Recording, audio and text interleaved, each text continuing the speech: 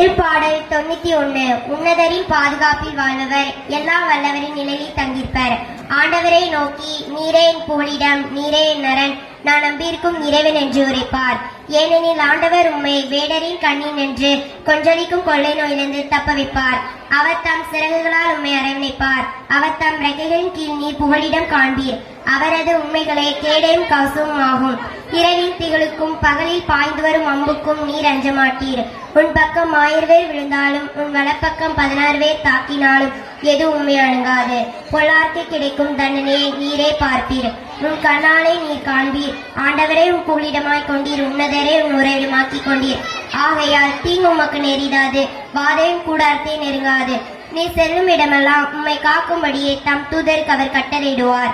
உன் கால் கல்லின் மேல் மோதாதபடியே அவர்கள் தங்கள் கைகளில் உம்மை தாங்கிக் கொள்வர். சிங்கத்தின் மீதும் பாம்பின் மீதும் நீ நடந்து செல்வீர். இளஞ்சிங்கத்தின் மீதும் விரியன் பாம்பின் மீதும் நீ நடந்து செல்வீர். நன்றி.